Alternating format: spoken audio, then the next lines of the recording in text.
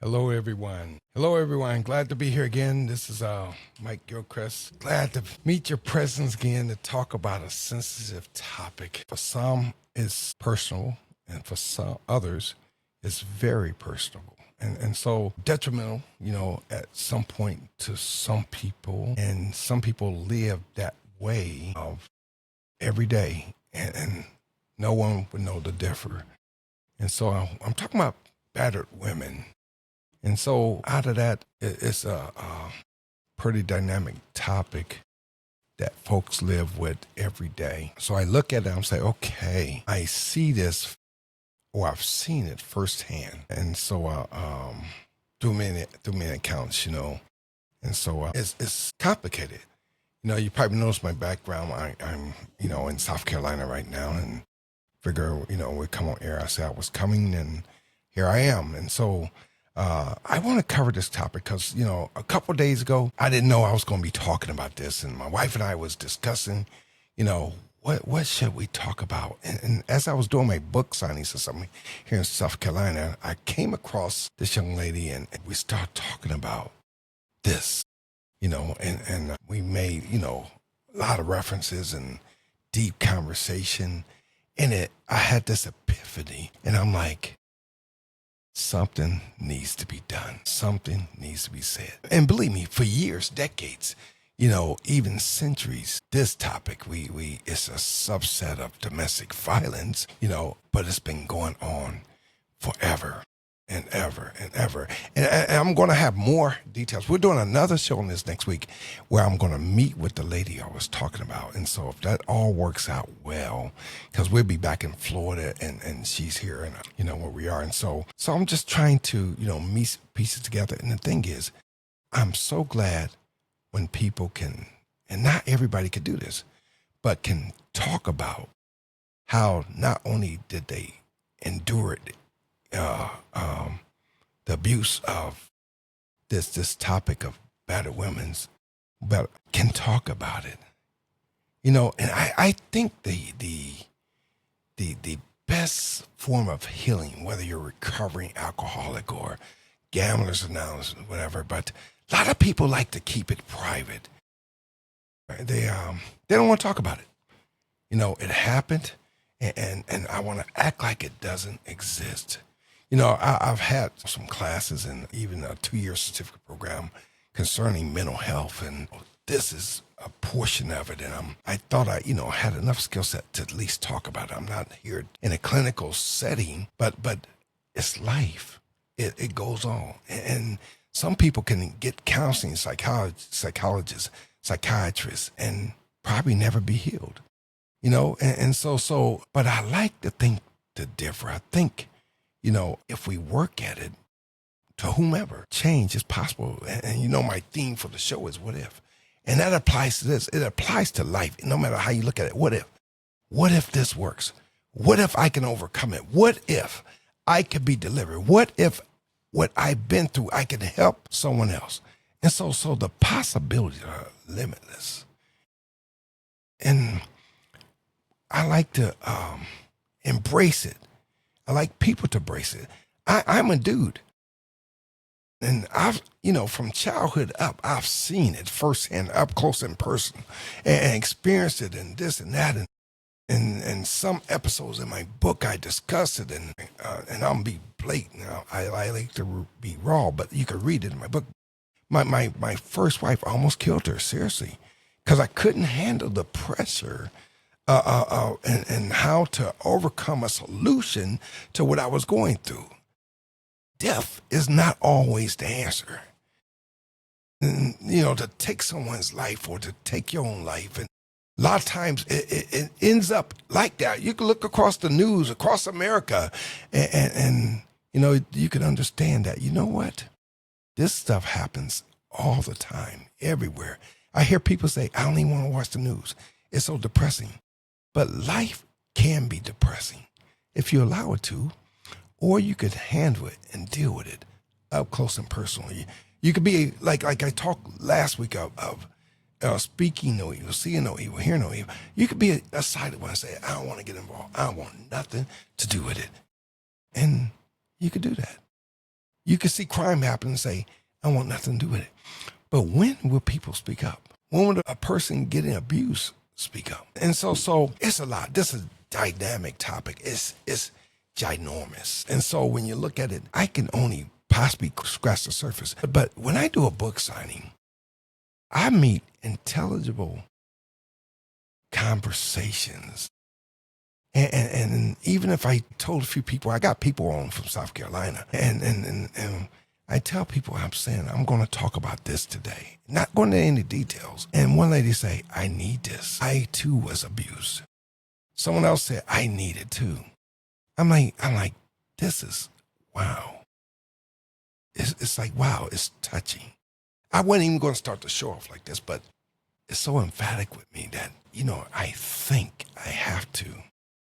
My emotions are so involved in this topic, domestic violence, battered women, mental health, and so, I think even with this environment, it's sort of therapeutic, just to be able to talk about it.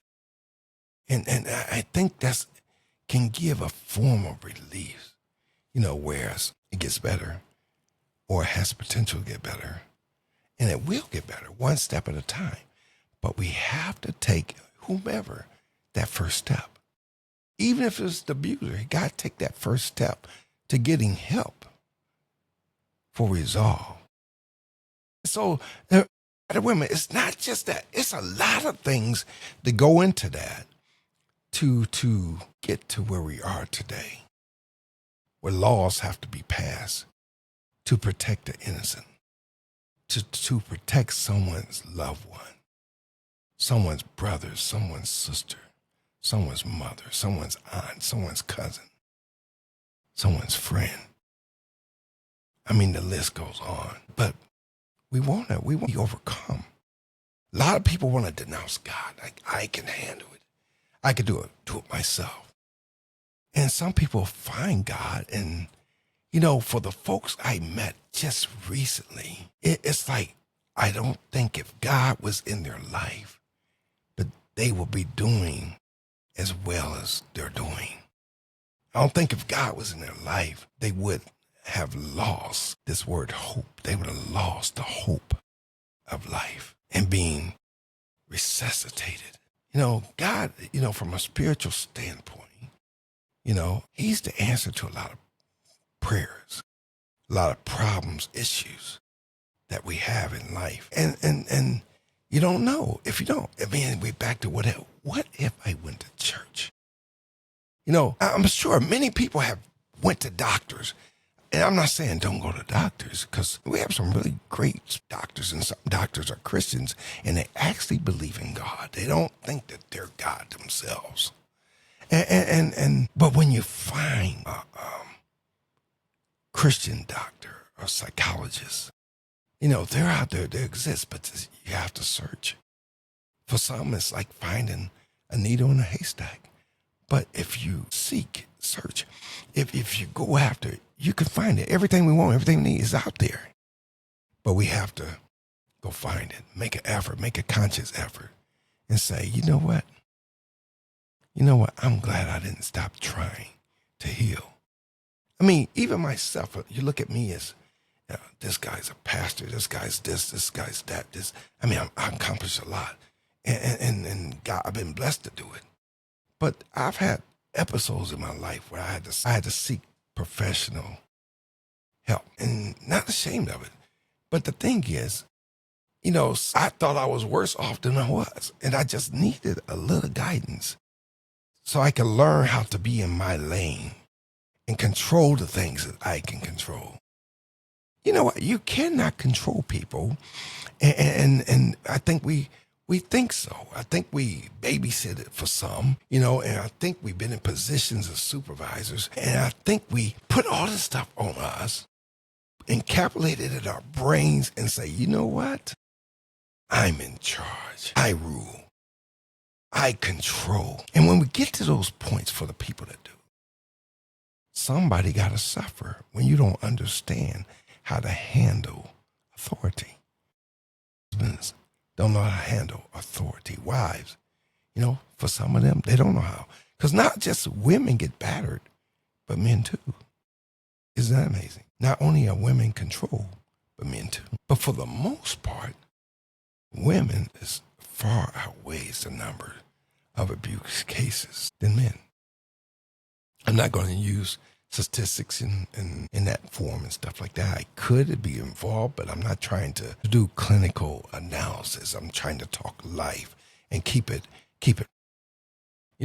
There's a battered woman syndrome, and we have to understand what this disease is, or what this mishap is. Call it what you want, but we have to understand what it is, and a quick dictionary version of it, it's an array of physical and psychological injuries, exhibited by women, and you could put in parentheses possibly men, battered, right? Battered women or battered wife, battered woman, battered wife who've been beat. And nobody wants to tell you that they've been beaten.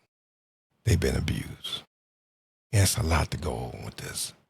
I think this is a pretty dynamic topic. We got all this stuff going on in the world. People losing jobs. And folks are hurting, not only from the loss of a job, but a home that they have to go to. And they may not feel comfortable. Some people, they fear going home because it might be the last time that they go home.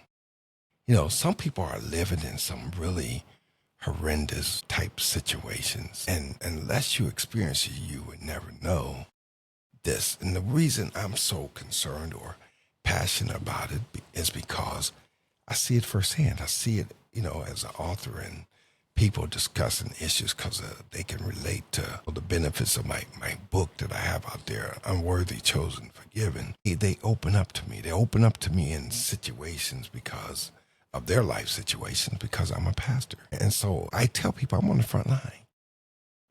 Policemen, they're on the front line. Teachers, they're on the front line. Parents, you're on the front line. I see this thing up close in person. Not that I grew up with it, but I see it, so many occasions and through people and relationships. And I look at it and you, it's hard to help people when you see it, you understand it. And the wife or the girlfriend or whomever say, I got it. I talked to a young couple who sought counseling because they couldn't get along. They had a child together and they couldn't get along. And they were seeking professional help. I'm like, wow. So I came across them. So many people at my book signing. So sometimes when I make reference, I'm talking about folks at book signing, but I'm not saying exactly who or names and this and that because I want to be superficial but yet real. And I'm not into the depths of people's relationship. I'm into the reality of what's really going on. And let's talk about it. Because maybe in our conversation, I may be able to give some advice or bring about some understanding or even push someone, unction them to go seek help, additional help. If we search hard enough, people think there's just psychologists and psychiatrists and stuff like that. But in my studies, and I found out that there are like apostolic type psychologists out there. There's Baptists.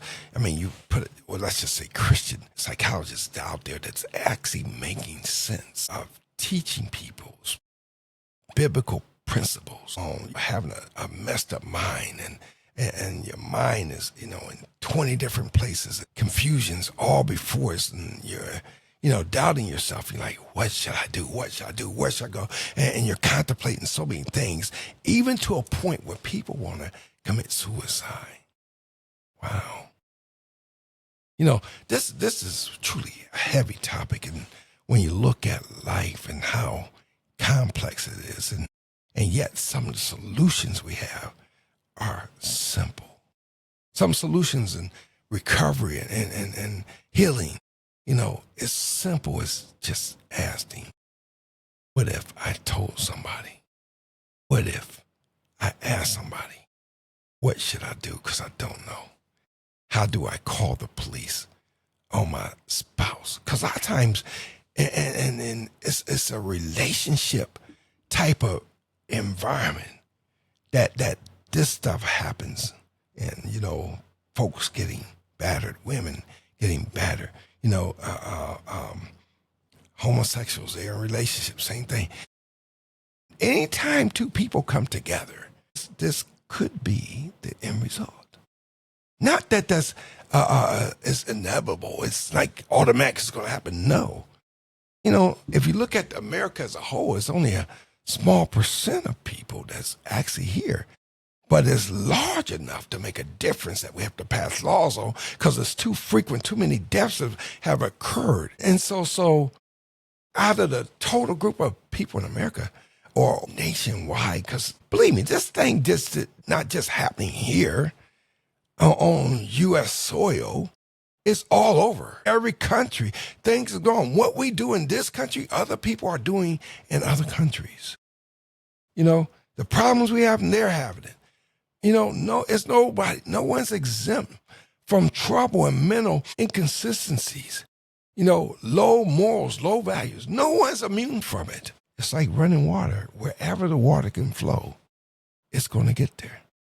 So that's how we have mental health issues. And no matter how many places, how many times it happens, it's going to be there. It's going to flow. And the part that's sad, like really sad, and I'm just talking about it because I've seen enough to make, an educational argument or statement whereas if you notice how habitual type things happen in one's life, in one's family, and then at some point there's an offspring.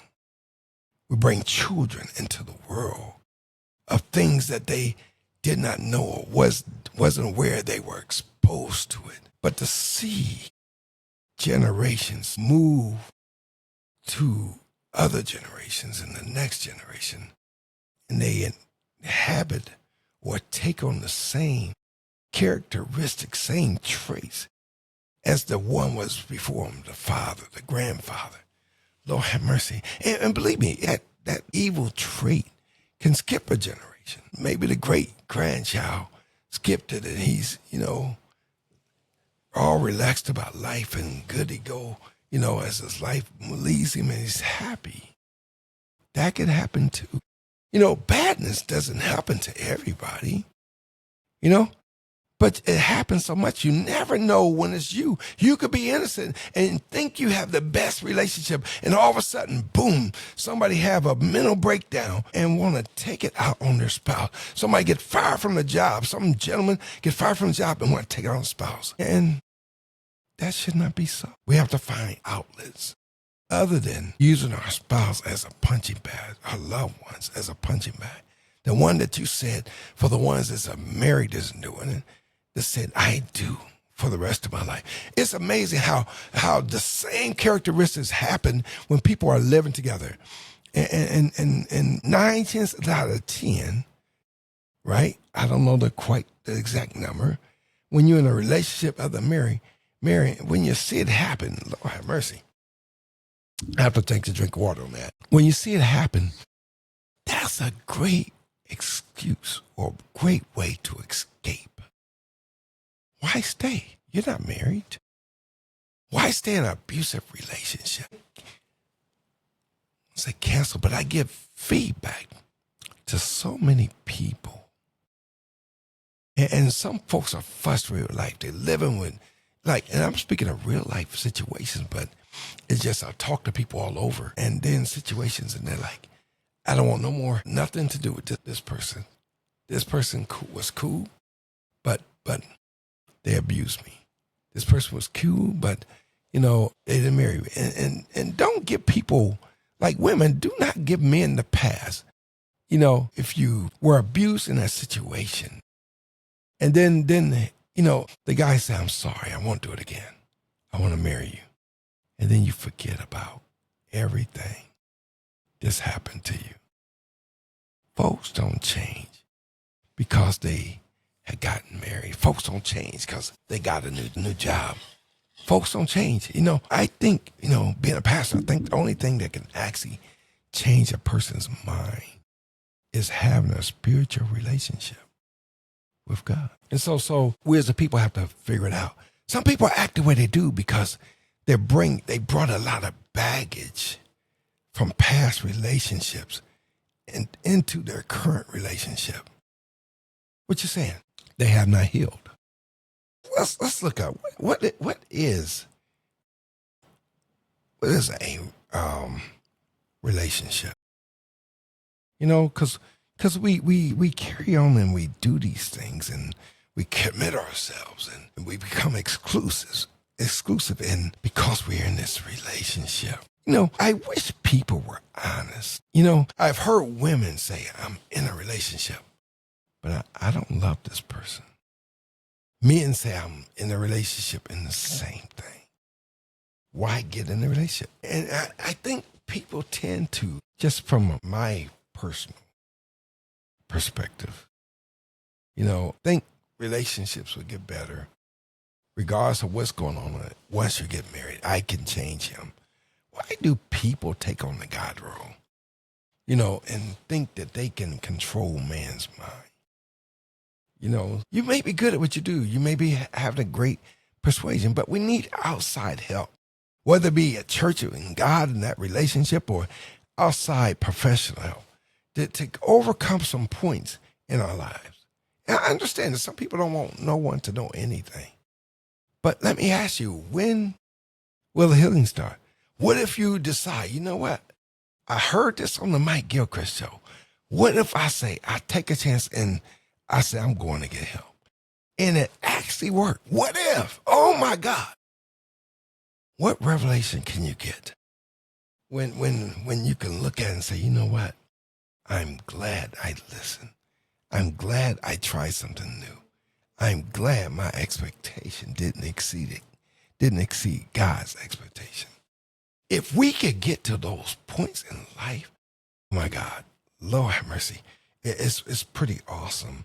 And so let's look at relationship. Relationship is the way which two or more concepts, objects, or people, which we're talking about, are connected, or the state of being connected. The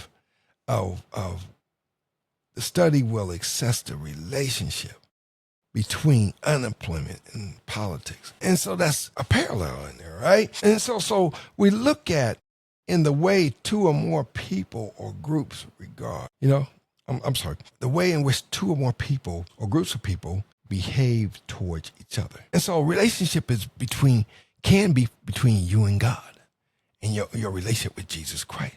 And so it's two or more things come together that may have things in common that can build a relationship, or things opposite, not in common, and can build a relationship. We heard this thing many times where, opposites what? Attract. Opposites can become a relationship. But we have to understand and use the right concept when you're doing this with a human person.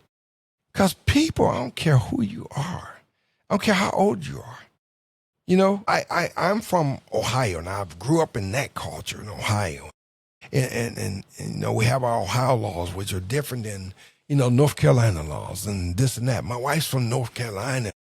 And we came from two different backgrounds, two different ways that we think, two different everything. And yet we found an attraction. And the thing is, it didn't metastasize. It didn't get bigger. It didn't get better. It's because when you're in a relationship, you think, I know it all. I got it all.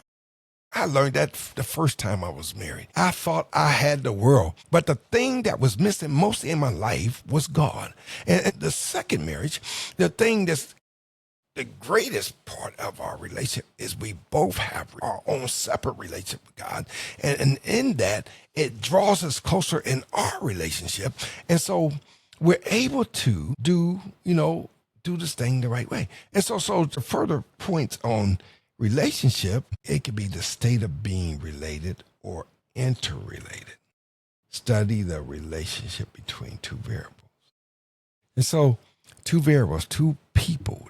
I mean, if you look at, because variables are constant, always moving, always moving, always moving, always moving, and not stopping. And so that's life. My life is a constant variable, and then my relationship with wife is constant variable.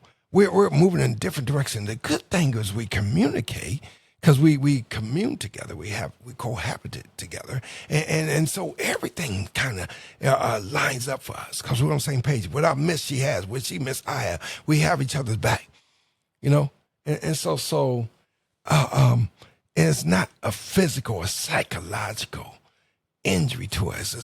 If I don't take out the trash, my wife's going to kill me. No. We say these kind of things, and we say it loosely just to be able to say something. But truth of the matter is, no one gets killed for not taking out the trash, And possibly people I know, me, myself, right? And no one's going to be killed. You didn't wash the dishes, so, I've heard stories out there, and I can tell you a few of them, but, it's not where we're at, But the thing is, we have to find out what works. And then we apply, we find out, how can I be better in this relationship? What can I bring to the table? How can I make myself better? A lot of times we get in what we just discussed, this relationship. We get into these relationships, and we're broken. We came from abusive past. We came from abusive relationship.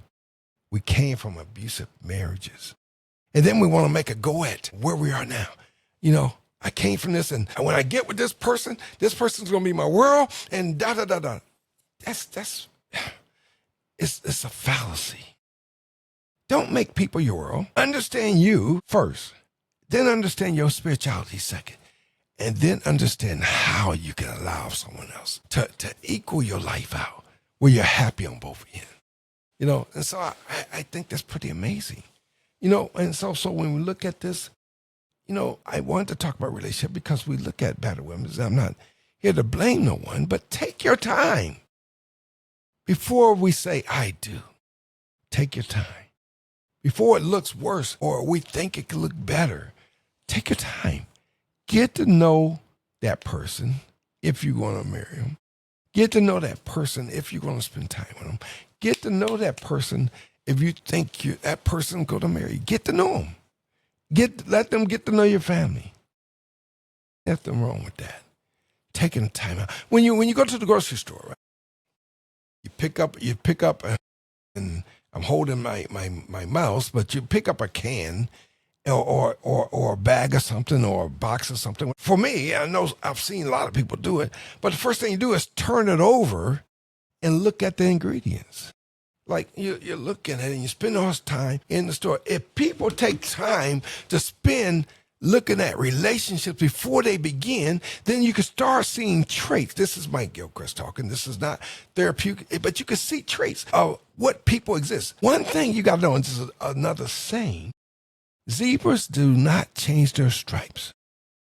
If you look at a zebra, you can look at them this year, next year, and the next year, and all their stripes are in the same position. Zebra does not change their stripes, which means in terms of people do not change who they are. People are who they are. And the thing is, they could change a situation. They could change an issue. But God could change it all. I'd rather be in a relationship with God where I know my life's going to be sheltered. I'm going to be able to commune with the one that I believe controls all. You can believe what you want to believe. I'm not trying to make you believe God or make you believe Jesus. Make sure you believe in this, that, and other. That's my faith. Everyone has their own faith. And people want to be in the know. I want to be in truth. I want to be in the truth where I know I'm getting good word. I know. The sad part of me, I had a father, and I didn't have a father where I could see every day this, that, and the other. And so that's one thing that was lacking in my life, but it never stopped me for what I didn't have and not to pursue more. I always wanted more, in spite of where I came from, in spite of what I've done, in spite of what I was like. Always wanted more, but not just more to have more. How much more is more that you want, that you can have?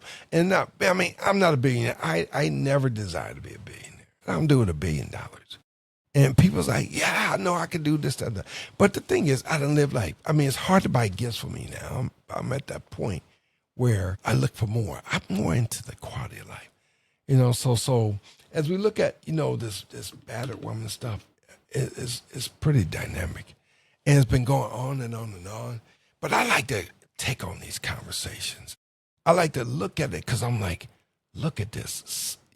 This thing is happening in America.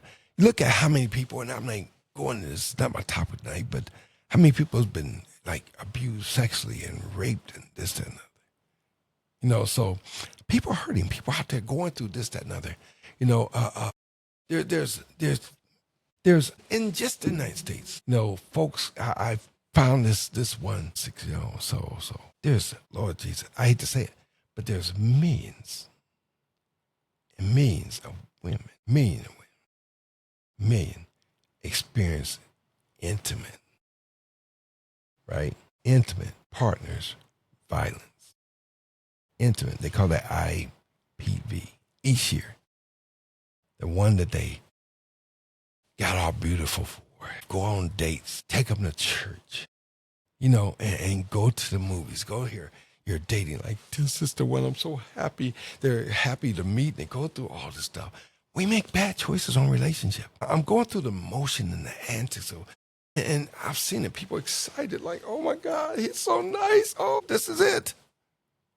And then come to find out, they I hate to see immature guys, but there's so many out there and they think they want to be men and they're ready for, I can do it. I can handle it. Some people want to get out their houses and they make these type choices all for the wrong reasons. And sometimes people make the choice to get out of the house because can be an abusive relationship as well. And so we're seem like we're trapped or we have obstacles no matter where we turn. And so it's nice to be able to breathe and know and understand you have a way out.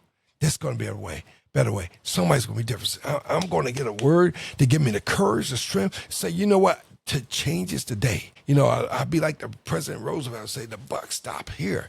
We got to make a point and say, you know what? I've been here long enough. No more. And so we look at this millions of women experience, and we talking women 18 years old. 18 years old and up. 18 and up. Oh, have mercy. And so in the United States, each year, they call it IPV, right? Intimate partner violence. And so it's a shame. It's a shame. When you look at how big this world is, how much people go through, it's a shame. It is totally a shame that this stuff has happened. We can't pick presidents and people and pass laws and say, you know what? No one pushes these issues. It takes somebody that's been through it and possibly get to Congress and testify on and hope to get some laws introduced, because that's how it works, that change situations, And the thing is, when you're in an abusive relationship, one thing that I hate exists because it's the best tool we have right now, but I don't like it. Oh, but it points out, lost my train of thought, but it points out, we have to back that up, that this stuff is going to go on forever and ever and ever. And so when you look at IPV, right, intimate partner violence, right, some people may not know what that means or how to overcome it. There's laws out there to protect us, and we call that no trespassing, where you have to stay 50 feet away and this and that. And I don't like them laws. Some are phony. They're not real. I've seen it. And some are real. Some are a payback. If you lose the argument, you say, this is how I'll pay you back. And I don't think folks should agitate the situation. Some people are in a bad relationship and they're like, they don't see a way out. And I've seen it. I've seen men get, dominated by a woman and this and that. And okay, baby. And Lord have mercy. And that's not good. Be the man. Stand up. Being a man doesn't mean you have to beat a woman.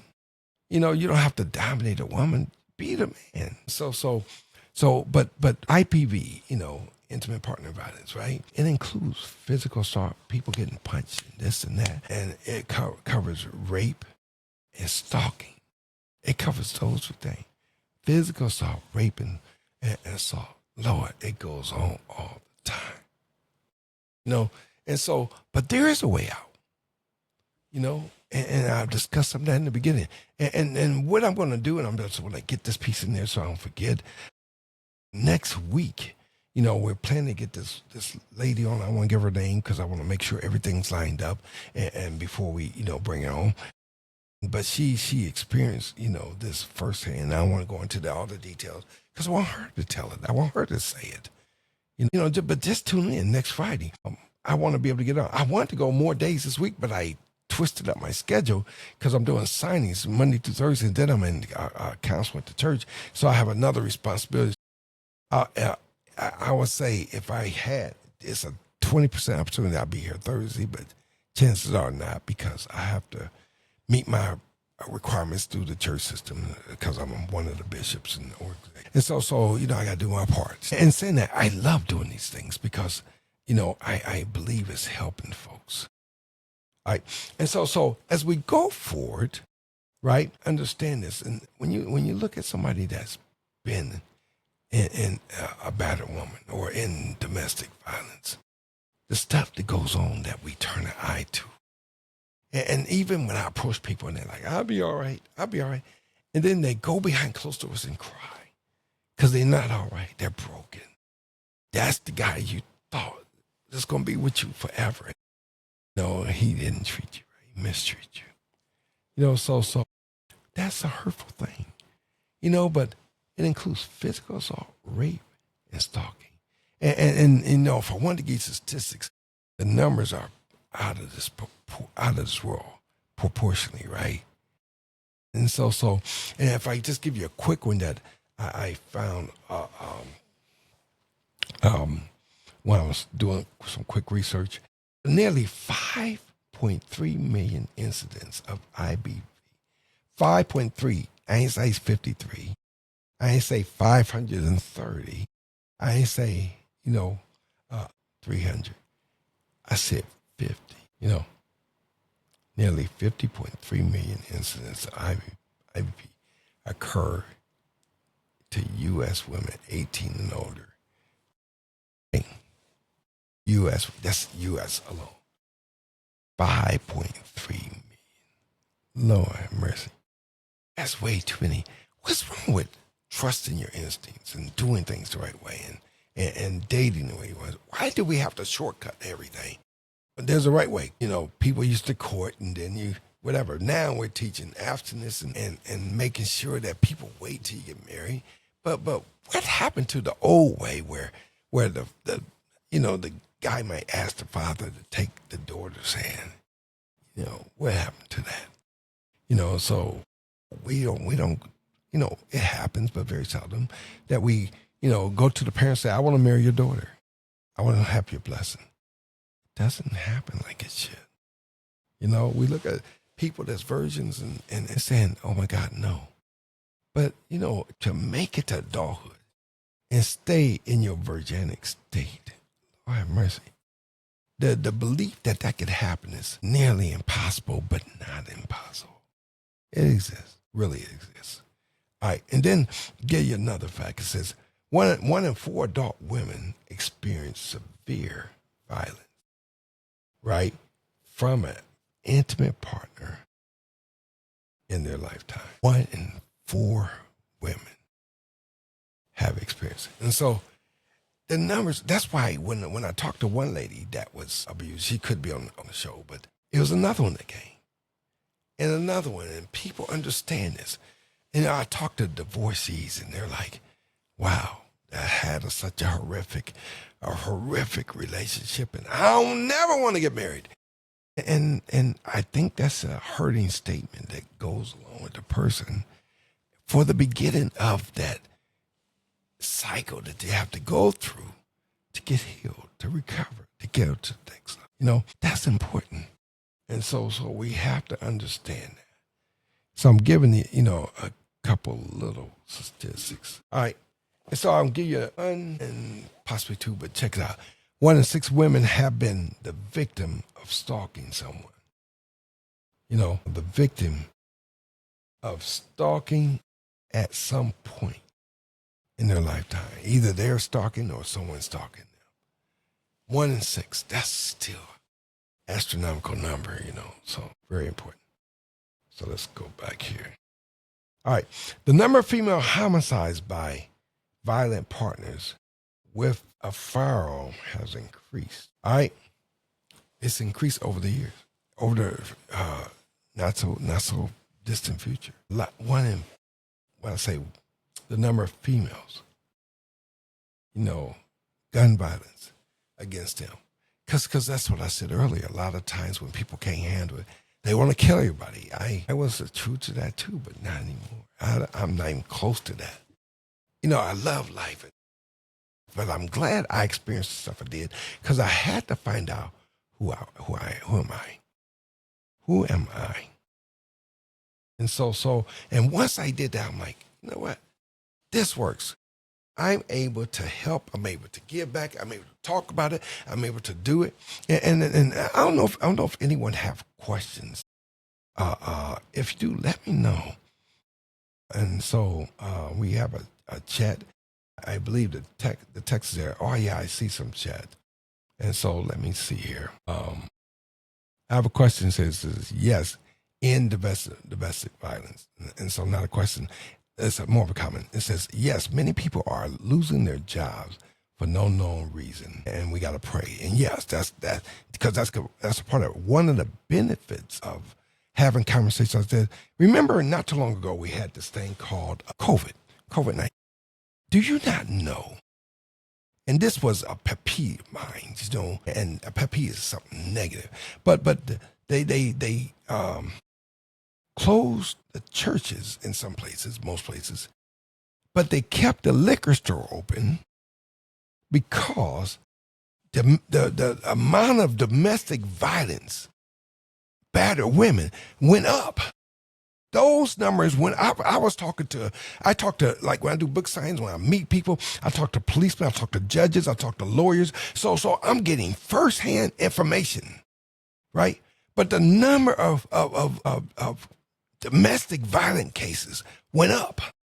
Out of this world, went up crazy. And they kept the liquor stores open because people would go into withdrawal because they're not used to being around their spouse all the time. Some people drink because they're married, they're in a relationship, they this and that and whatever. That's a wrong way to handle pressure. I get excited sometimes, and you look at it and say, oh my God. But this was a comment and someone said, I'm speaking the truth. And so let me scroll down because I was just talking and I'm like, I don't want to miss the comments. And so, because I could show these too, but let me see if it's one I want to show. It says the biggest reason why people don't want to say anything is because of fear. And the terrible thing is that is a true statement, right? Let me see if I can show this one, right? And the biggest reason is because of fear. The thing is, folks don't want to be ridiculed, because they think it's your fault that this happened. And that's not true.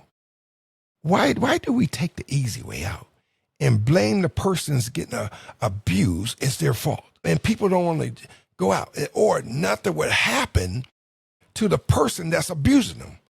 Nothing happens to the abuser. They kick them out the house, and then, if they get agitated enough, then they might be killed. But the thing is, I wish it only occurred in marriages, which means people that got married first. But it happens in all relationships because we keep taking shortcuts. We're taking the value of what relationship and marriage and honor and respect is supposed to be, and then we do our own thing. And so the rate of domestic violence is out of proportion. Nearly 5.3 million incidents. 5.3 million incidents each year. In the past 2 years, that means it was 10 million incidents of domestic violence. In the past 4 years, it was 20 million cases of domestic violence. Something's wrong with it, for real. Not excuse. We label it mental health. But a lot of times for me, I think when people have these attacks, they do this, say that It's something going on in the background. And one of the things that I think as Michael Gilcreast, right? We are spoiled. We want to have our way. And then we label it this, that, and other. I think I was spoiled. Seriously. And I want things my way. And things don't go my way.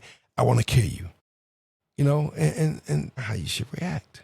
I want to abuse you. Now how you should react. And so go play basketball. Go take a cold shower. Take a walk. Take some deep breath before you talk. And but I agree. Some people choose faith over fear. And I think that's amazing if they can do that. That's how we should do it, right? We should choose faith over fear. And we thank Linda for that comment. So we look at it, and I wish we do. And this next one, and the thing is, I'll show this one. It said love is blind. And we go in relationship, love's supposed to be blind. All right? And I agree. I'm a proponent because I think, relationships should be about love. And I don't know who read my book, who not. I don't have a copy close to me because I will hold it out. But I do have. Do I have it? No. And so I'll hold up something in a second. But love, I'll show it again. Love is blind. And we're going to talk about a lot of love stuff, up and coming. I want to do these things because I want to prevent this or as much as I can of domestic violence. I can't. I'm not God. God is God. And so, but I want to give as much knowledge that we can prevent as much domestic violence, battered women, and all this other stuff, as soon as possible and every time in all relationships.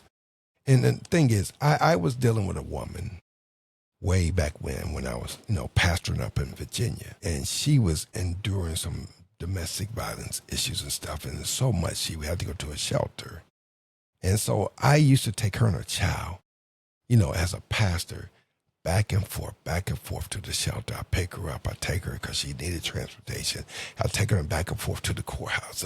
I kind of pitch in and help. So me, I've seen this stuff up close and personal, seriously. And I want to be the advocate to help. Because you know what? My wife and I is married, and we've been married 30 years. And the thing is, I do not force her to be with me. She's with me because she wants to be with me. I'm like, I tell her, say, if you ever think you want to leave, the door is always open. And the thing is, that's how it should be. We should have the freedom. Stay because you want to stay. Leave because you want to leave. But if you stay, be committed. Do it the right way. And so I figured it out. We figured it out. You can't make no one stay with you. You can't make someone be with you. And the thing is, we rush into, and this is my response back to the comment, love is blind. And so it is, but we don't do enough investigation before we get too involved in a relationship. We don't check out the person. We don't check out their families. We don't look at their histories, and sometimes you could be with them. I used to call myself Don Juan back in the day because I thought I was doing it. But we get these people and we're like, I think he's so fine. He got a cute butt and this and that and whatever, right? And you get all jelly. And the women are emotional. But we don't get into the fact, prove yourself to me. We don't have a standard. And I'm writing a book now for women, and hopefully to address a lot of different issues, even this, on the preventive measure. And so I'm working diligent, trying to get it done this year, but I don't know. I'm trying. People are asking me for it, so that's extra pressure. People want this next book. And so I can't wait to finish it, for real. And the thing is, it's going to be bad. It's going to be bad. It's going to be, oh my God, they're teaching in churches, and I'm like, I never expect that. People are reading 2 and 3 times. If they love my first book, oh my God. And so just me writing it, I'm excited, because I'm like, I get to look at and cover stuff like this. That book is going to change, I think, the format of relationships. I'm serious.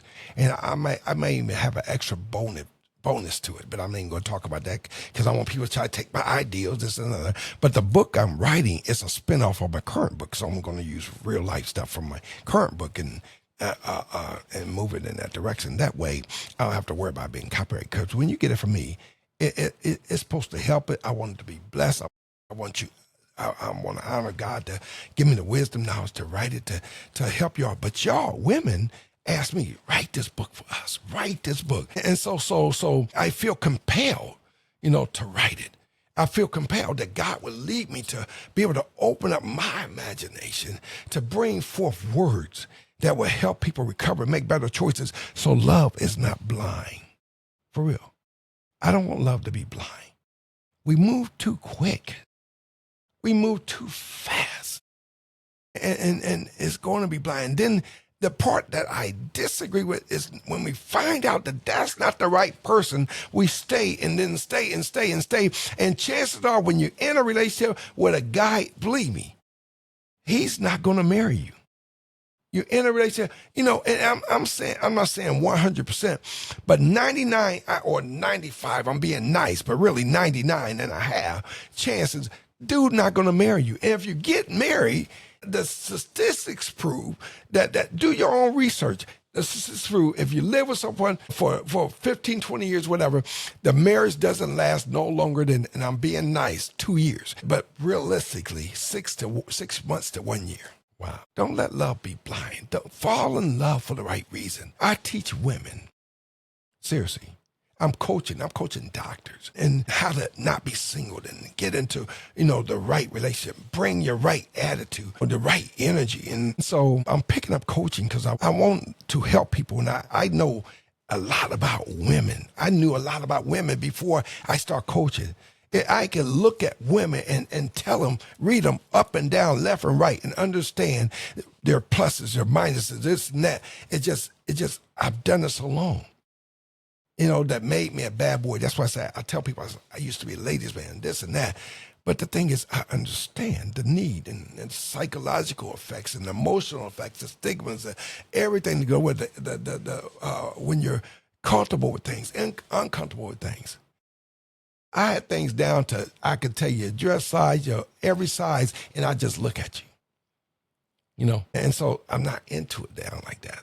Now I'm into my wife like that. And so, but I try to keep things, pretty clear, clear and plain, simple, But I think women are a fascinating creature, and they're beautiful and they're smart and this and that, and they give in to men and lose their self-confidence, and everything they're supposed to bring to the table is out the window. I don't get that. And if we make better choices, because anybody can be a batter, can batter women, any man can. And any woman can batter a man. But the thing is, there's some great guys out there that want to be great. I talk to the fellas. And I had a guy tell me, he said, he don't want to go home. He said, his wife is too much for him to handle. I mean, I tell people I feel like Dr. Phil when I do book signings, because people are so comfortable, because I'm listening to where I'm at. I'm giving advice and helping people. And people, I'm telling you seriously, they come to my table sad and they leave happy. I ain't even planning to be on here this long, but this conversation is so in depth. I love talking about, I don't have a time limit, and I try to limit to an hour, 15 minutes, but we'll see what happens, And so I want to go through the rest of these comments and go from there, And so have a comment say, y'all can see it. So I'm not making it up. Everybody needs help at times. That's a true statement. They do. They need help at times. And the thing is, you have to look for help in the right places. Some people get help. Not to say mom and dad are places to get help from. And that's not true. But a lot of times it is true.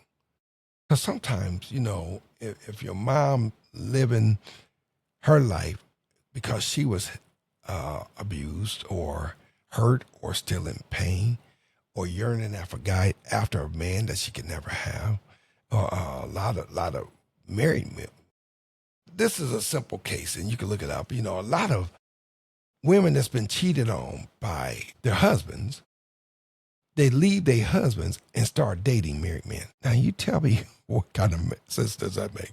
That's not blind love, right? And that's not somebody looking for help. You know, go get a job, get our welfare, and this, that, and other. Don't be lazy. And I'm only talking to a few sector people. I say that because I don't want women chasing men for them to pay the light bill, to put food in the kid's mouth.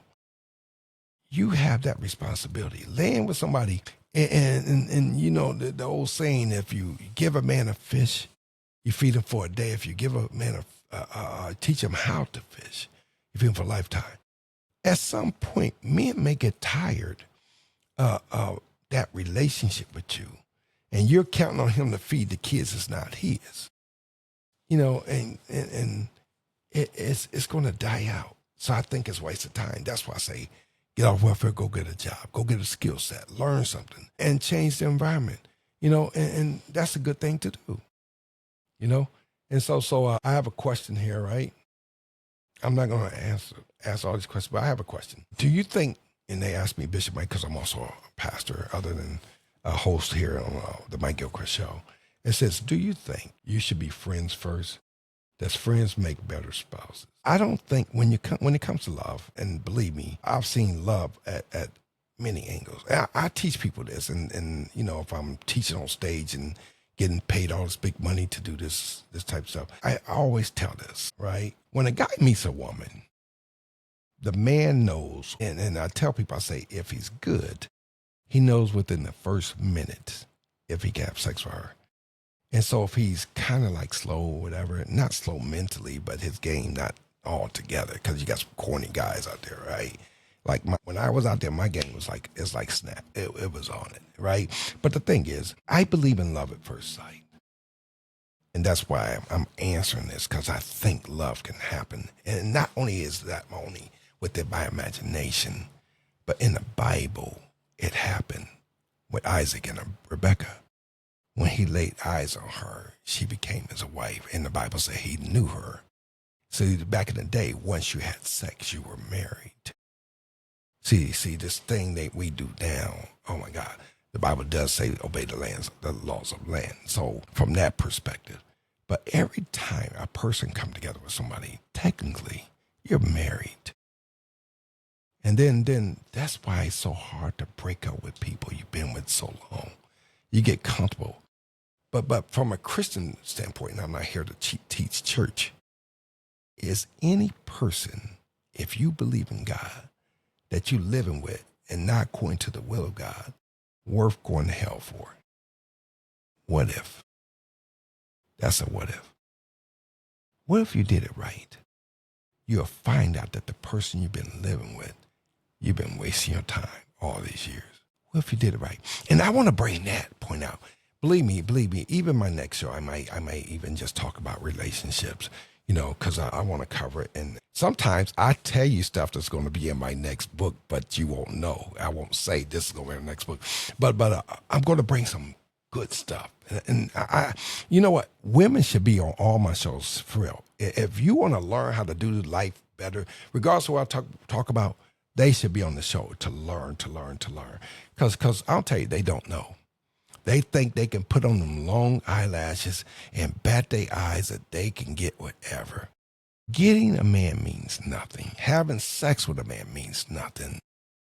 The stuff that women do now is disgraceful, it's distasteful. It's no, I like style. I like finesse. So anybody can talk to me. And so even when I was out there doing the thing, before I got back in church, I was a classy guy, seriously. And the folks, I'm at the NBA players hanging out with those girls. They're owning multi-million-dollar businesses.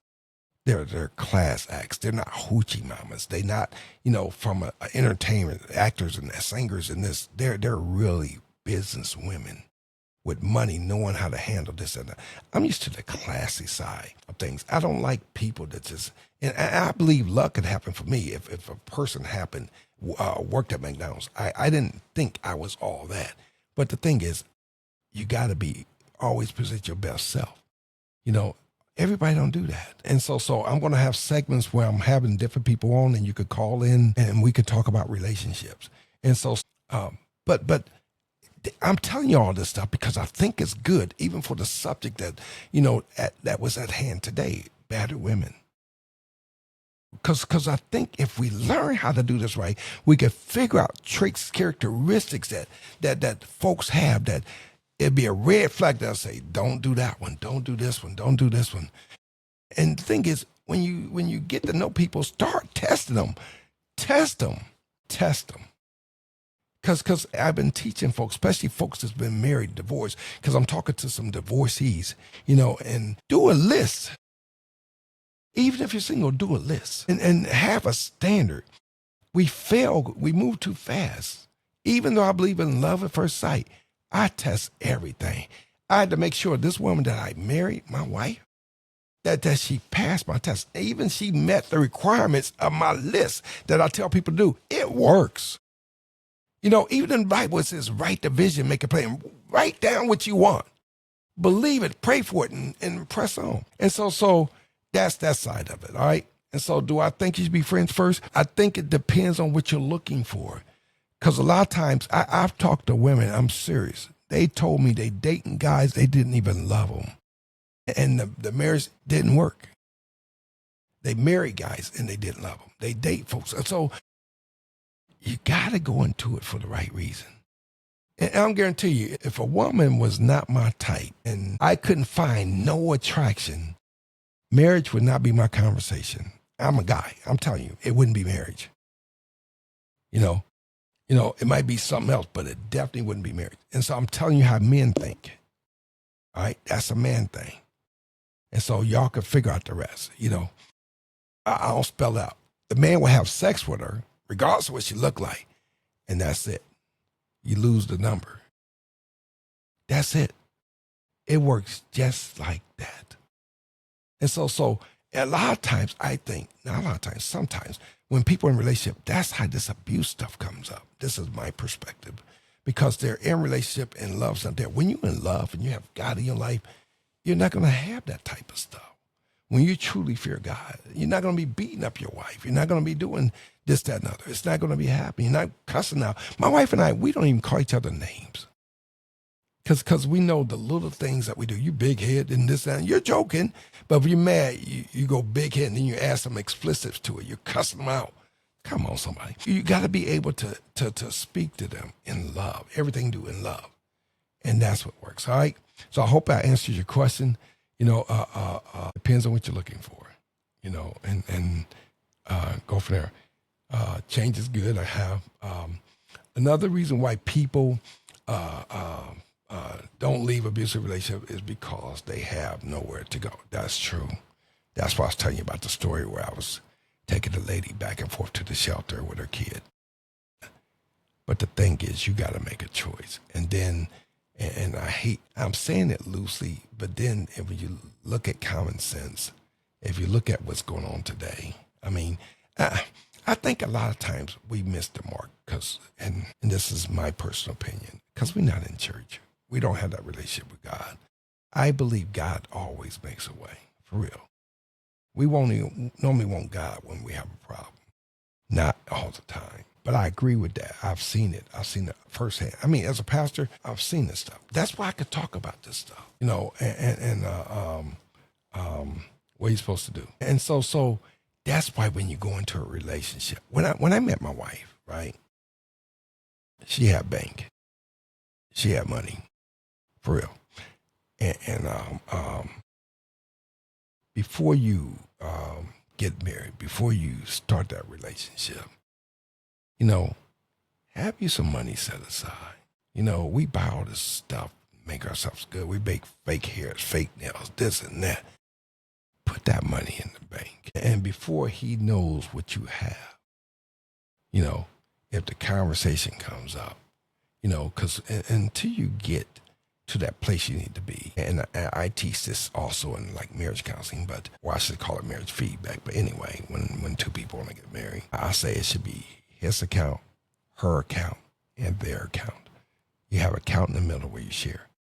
See, my wife and I, She's on every account I have. I'm on every account she have. We have that type of relationship. But when people go into a relationship and you're not quite sure, for one, you really shouldn't get married. But as a safety net, you should have your account. He has his account, and then you share one together. And then before you go into that relationship, at least you know, if this doesn't work out, I got this. And a lot of times, and I've done it. I've done weddings for people, and I'm being sarcastic, but they could barely buy a hot cup of water. But I believe in love, and I believe love conquers all.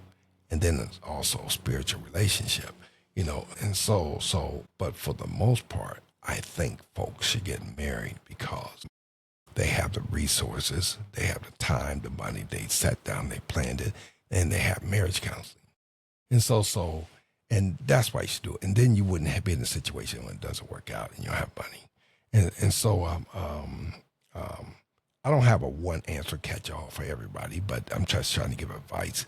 And so I'll be in the ballpark of where things should be. So hopefully that answers that. Have another one. Linda says, by Linda, a domestic violence situation should have a plan, escape plan. Yeah, and they do. They have organizations out there that can make you disappear, for real. And nobody will find you. But then there's a bad side of that. And if it's not, designed right, then you could end up being in a situation you don't want to be in. And so you got to be careful with that. And that's why you always have, like somebody said, plan A, B, and C. I like that. Escape plan. But why get into a relationship, even though it's true what you're saying, and that's your plan?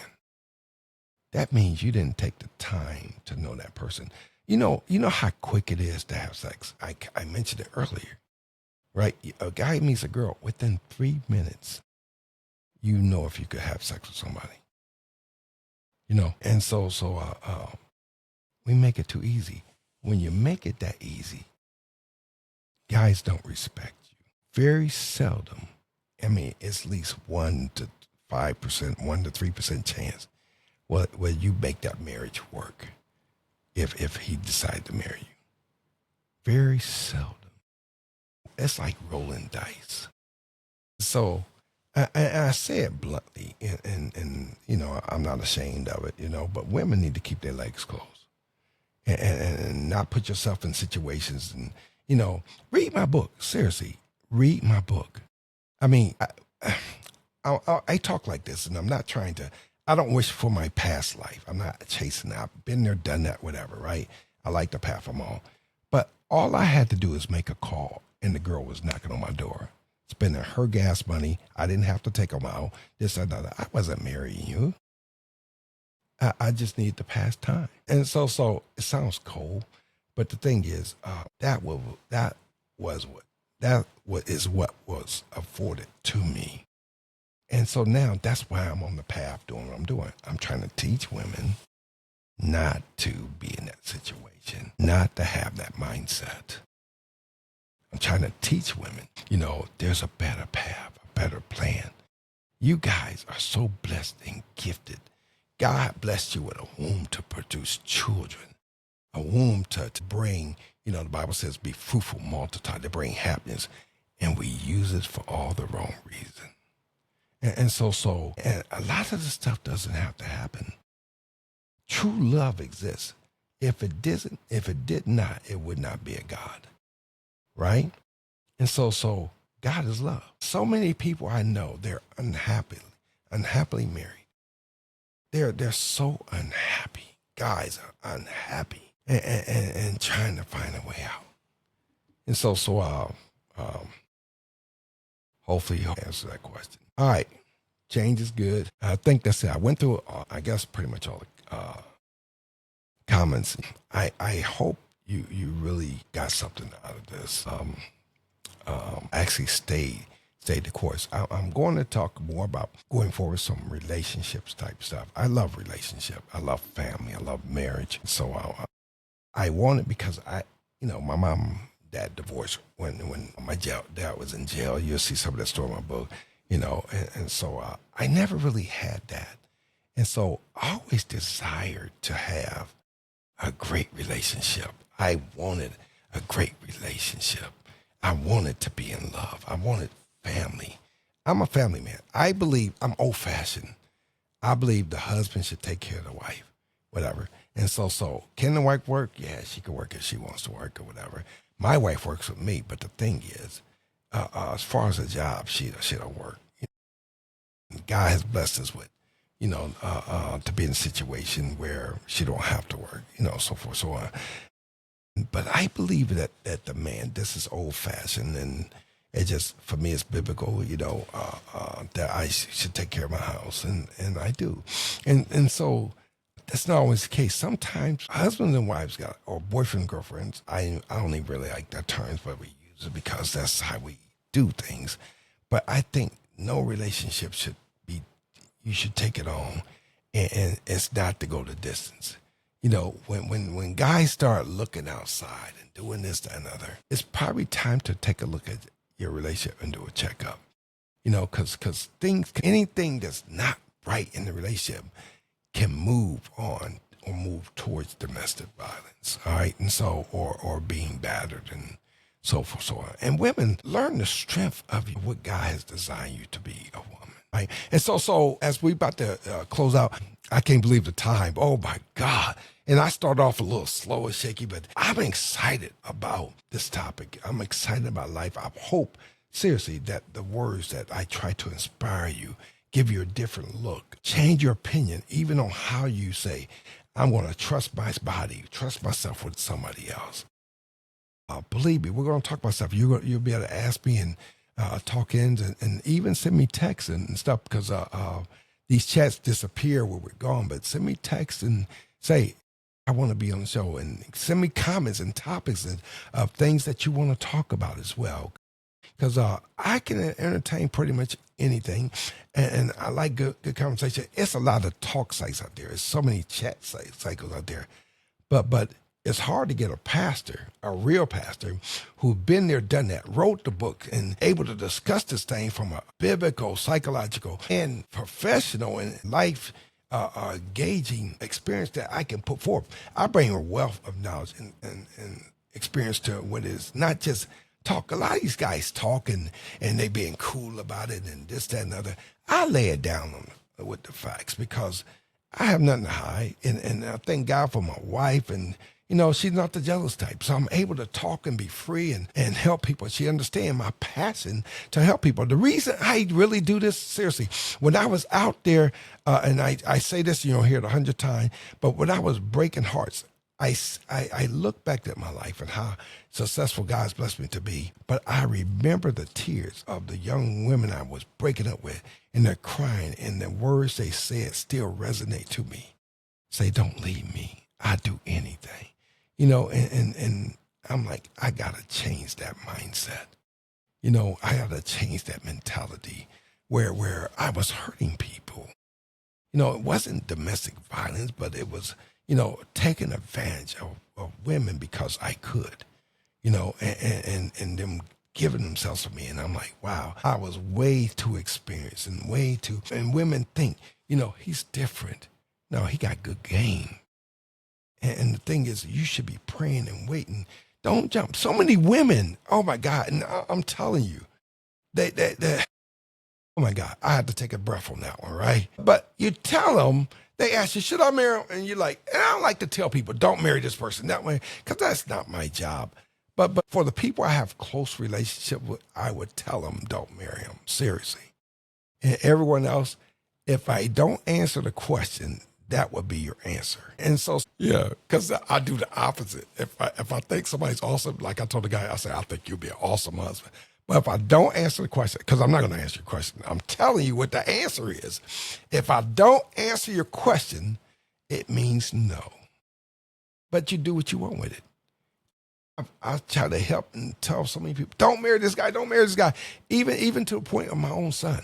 I'm like, don't marry this girl, don't marry her. And not that she was bad, it could be terrible, not could be. Sometimes we're not meant for the people that we think we want to be with. And we get married and in these relationships for the wrong reason, right? And so we're looking and we're trying to, make sure we have all the right information. We're going to have a guest speaker next week, and we're going to cover. I just wanted to tap into, domestic violence today and give you a preempt. So I want you to spread the word, let people know we'll have somebody online, and we're trying to work it out for next Friday. So generally I try to be on between 9 and 9:30. That's the short version. The long version, because I have a tremendous schedule. Like this week, I'm here in Charleston. Where are we at? Columbia, South Carolina, and I'm here Monday through Thursday, and then Thursday through Saturday, I'm at church. One of the bishops I have to show up in my role. My wife have to speak as well on Fridays. So I'm on a panel with bishops and this and other. So I have other obligations because I was wanting to come on Thursday and Friday, but I'm like, I forgot about the time difference between what I was doing, wanting to do, and I would get back too late. And I didn't want to come on that late.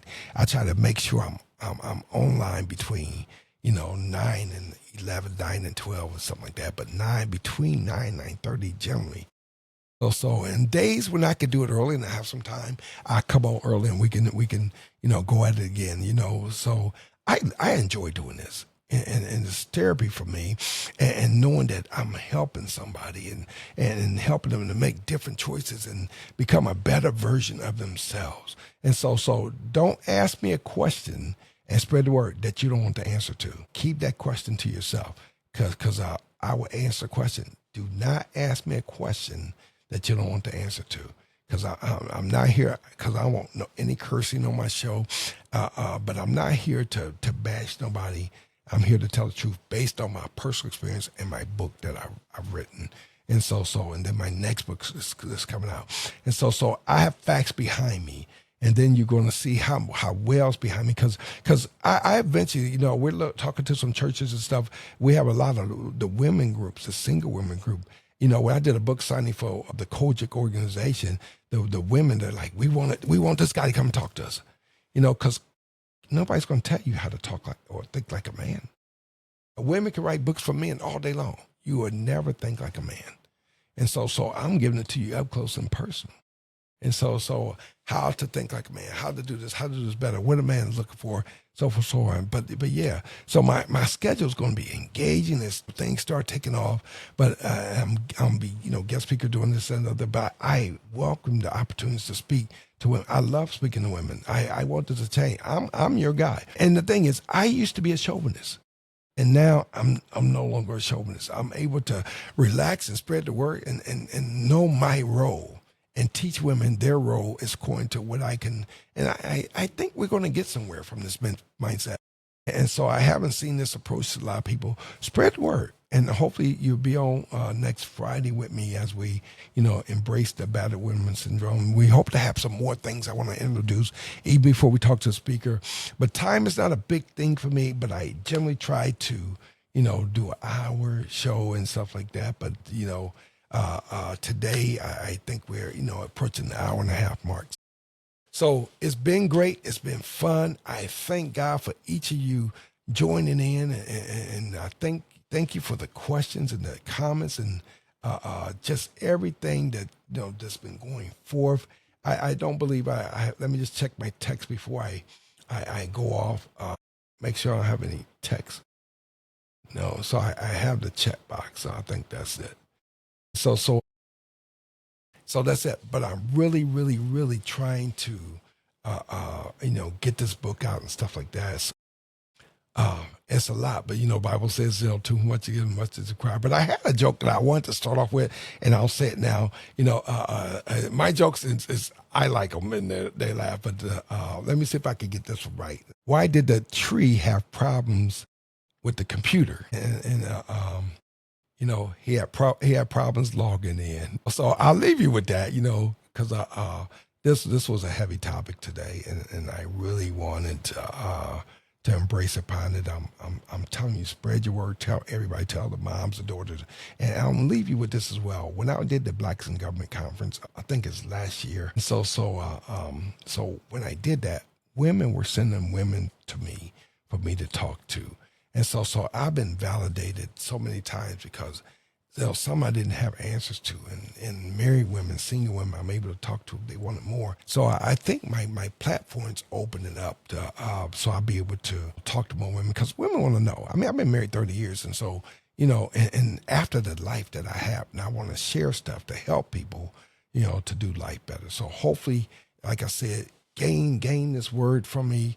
I'm giving it out, as we do it, and hopefully we can embark upon it. Okay, so thank you, and God bless you. And I always say now, faith connected to the power words, bring forth the reality of God. You have to believe. All right, so thank you, and God bless.